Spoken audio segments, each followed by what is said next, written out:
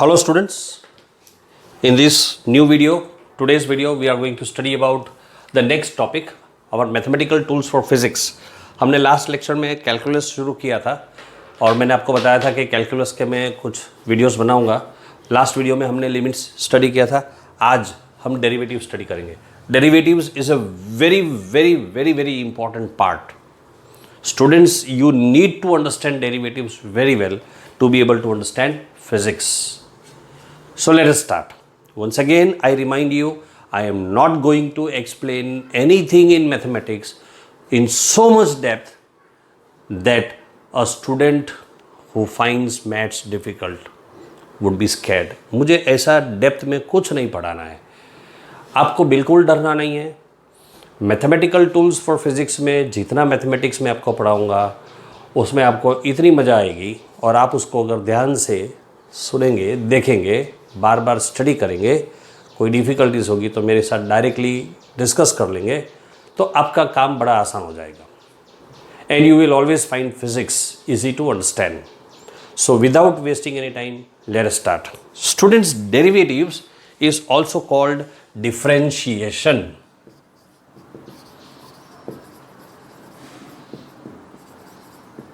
Derivatives is also called differentiation. Why do we call it differentiation? Understand from the name, you have got a difference of something. From the very name you can understand that if derivatives is called differentiation, then it has got something to do with difference. What does it have to do with difference? Before I proceed with that, let us understand some simple things. Now, students, in physics, you will often come across something called as change. Physics में change यानी difference. For example, एक car travel कर रही है और उसकी speed, उसकी velocity 20 metres पर सेकेंड है. ड्राइवर ने एक्सेलरेटर को दबाया और कार की वेलोसिटी बढ़ गई, इंक्रीज हो गई, 20 से बढ़कर 30 हो गई, तो वेलोसिटी चेंज हो गई. वेलोसिटी चेंज हो गई. कितना चेंज हुआ वेलोसिटी में तो आप तुरंत बताओगे. पहले कितना था वेलोसिटी? 20. अब कितना हो गया? 30. तो चेंज कितना हुआ? 30 माइनस 20, 10. 30 माइनस 20, क्या किया आपने? माइनस किया, सब्ट्रैक्शन किया, दूसरे वर्ड्स में डिफरेंस किया. तो चेंज मीन्स डिफरेंस. अगर कोई भी फिजिकल क्वांटिटी हम ले लेते हैं, मान लो कोई फिजिकल क्वांटिटी मैंने लिया और उसको मैं डिनोट करता हूँ x1, उसकी इनिशियल वैल्यू, और फाइनल वैल्यू को डिनोट करता हूँ x2, तो चेंज हो जाएगा x2 minus x1 and I will denote this change as delta x. The change is denoted as delta x. Now, for example, if I take x1 is equal to 3, x2 is equal to 5, then what is the value of delta x? Delta x is equal to 5 minus 3, x2 minus x1, that is equal to 2. If I take x1 is equal to 3, x2 is equal to 4, then delta x, what is delta x? It is the change. Change means difference. It is the difference x2 minus x1, and I will have 4 minus 3, that is equal to 1. If I take x1 is equal to 3, x2 is equal to 3.5, then delta x is equal to 3.5 minus 3, 0.5. I am directly writing it down now. If I take x1 is equal to 3, x2 is equal to 3.1, then delta x is equal to 0.1, 3.1 minus 3. x1 is equal to 3, x2 is equal to 3.001, then delta x is equal to 0.001. x1 is equal to 3, x2 is equal to 3.0000001, then delta x is equal to 0. 1 2 3 4 5 6. So 6 zeros, 1 2 3 4 5 6 and then 1. Why am I writing so many values? Because I want you to understand something else. What do I want you to understand? Well, I'll tell you one more example. Let me write. X1 is equal to 3, X2 is equal to 2.99999. Then delta X is equal to X2 minus X1. This time the value of X2 is smaller than the value of X1.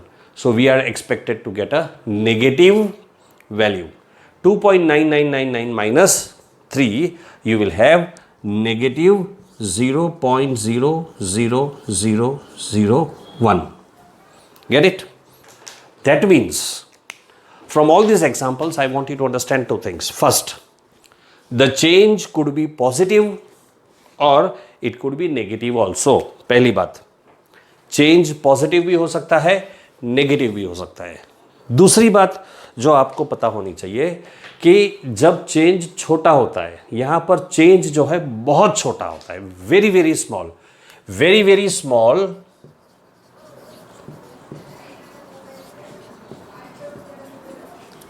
In physics, sometimes we use the word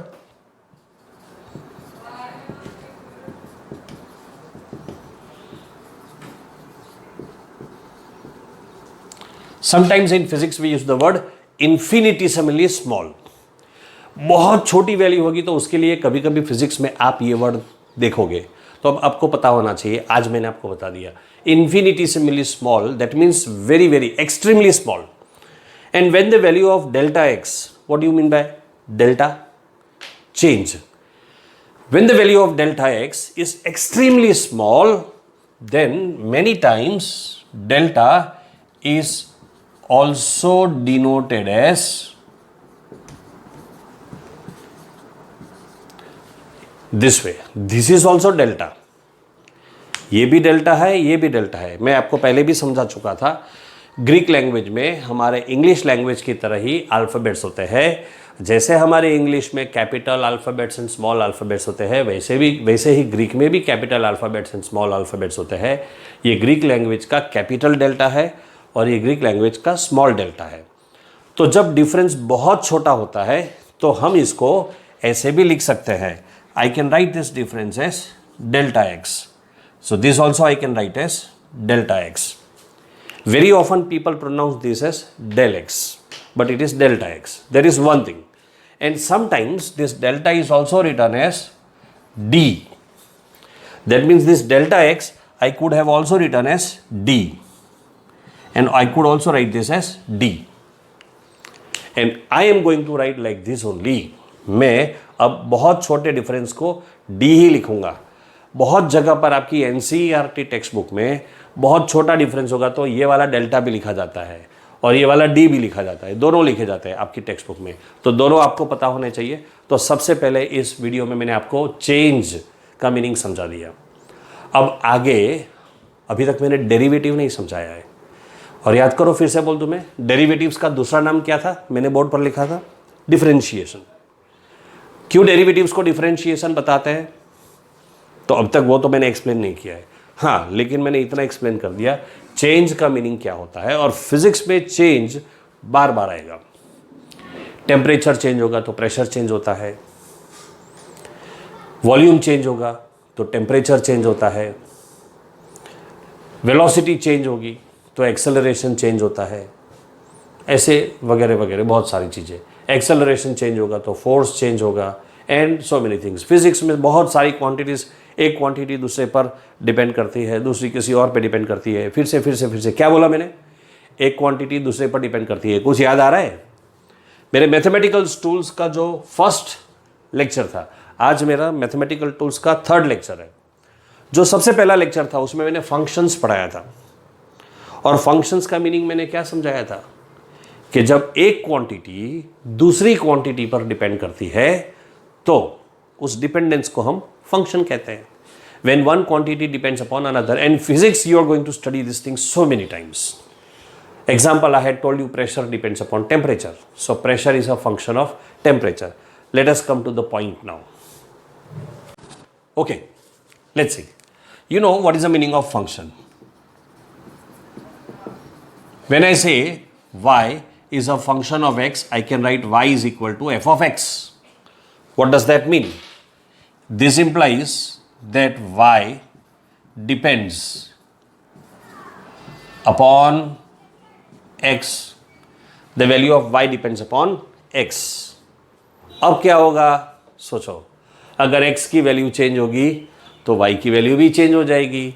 So when the value of x changes,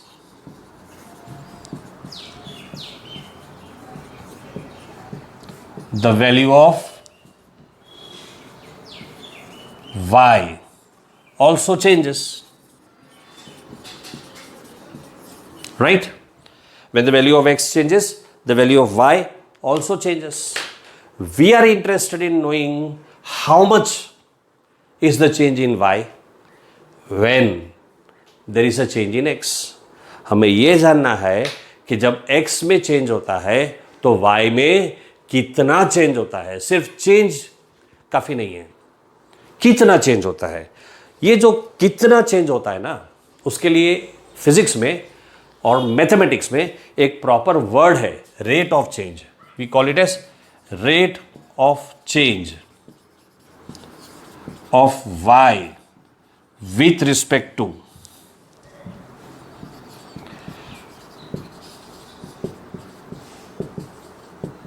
the change in the value of x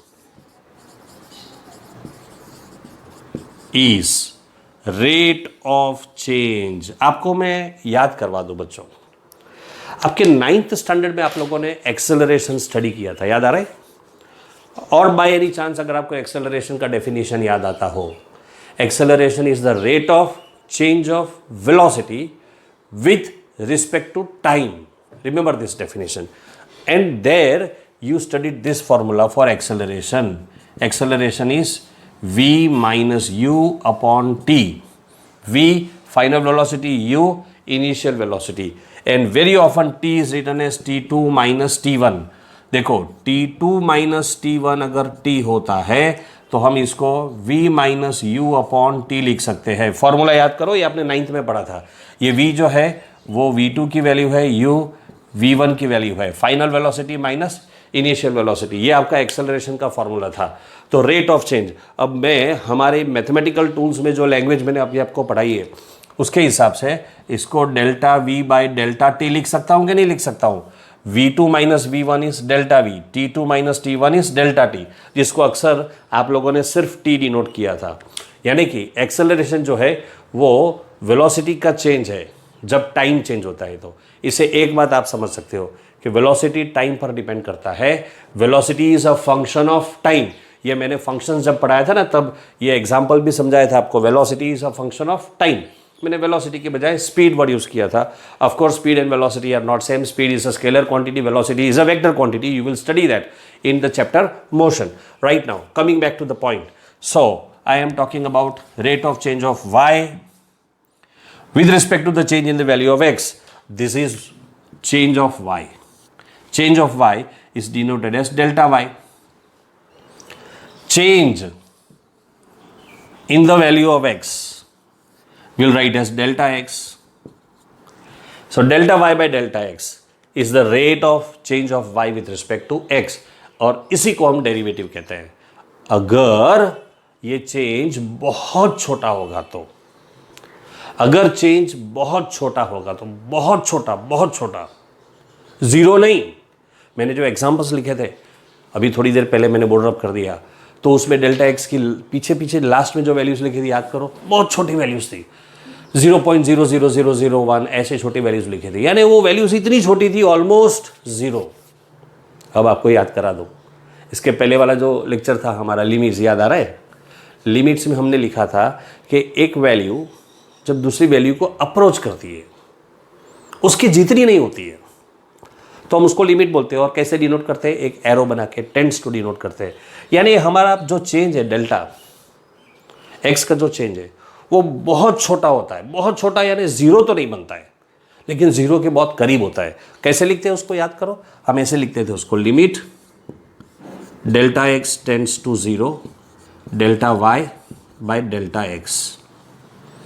यानी ये जो delta x है x का जो change है वो जब बहुत छोटा होगा, बहुत छोटा,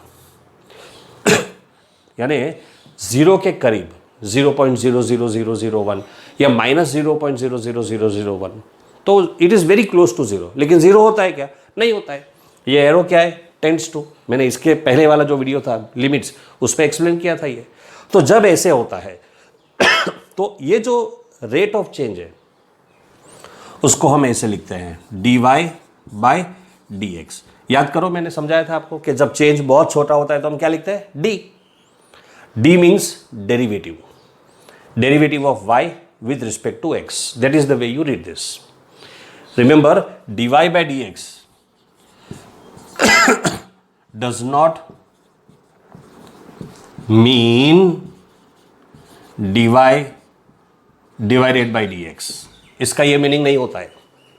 अपॉन यूजुअली उसका मीनिंग डिफरेंस होता है, आई मीन डिवीजन होता है, लेकिन यहाँ पर जब मैंने अपॉन लिखा है dy/dx तो उसका मीनिंग डिवीजन नहीं होता है। ये सिर्फ रेट ऑफ चेंज को डिनोट करता है, रेट को डिनोट करता है। बस यही डेरिवेटिव्स का मीनिंग है। इसके एप्लीकेशंस फिजिक्स में कैसे होंगे वो हम आगे आगे पढ़ते जाएंगे। आप बोर्ड पर से ये जो कंसेप्ट मैंने लिखे हैं आप इसको कॉपी कर लो और फिर हम आगे बढ़ते हैं। So what is the meaning of derivatives? It is the rate of change of y with respect to x. One more thing before you pause and copy. One more thing. Derivatives of y with respect to x. देखो मैंने ये क्या लिखा है, WRT. From now onwards I will write in short like this. With respect to WRT with respect to x is denoted by, इसके बहुत सारे notations है। You may write as dy/dx or you may write as y dash or you may write as f dash x। आप dy/dx लिख सकते हो, आप y dash लिख सकते हो, आप f dash ऑफ x ऐसे लिख सकते हो। ये डेरिवेटिव लिखने के अलग अलग तरीके हैं। सो इस लेक्चर में मैंने आपको डेरिवेटिव्स का मीनिंग एक्सप्लेन किया। In the next video I will explain to you the formulae of derivatives. What are the formulae, derivatives formulae? We will study in the next video, and then we will discuss some examples also of derivatives, how to apply derivatives and all. So students, see the video very well, understand any problems, any confusions, feel free to call up. Till then, take care. See you in the next video with problems in derivatives. Please copy the things I have written on the board.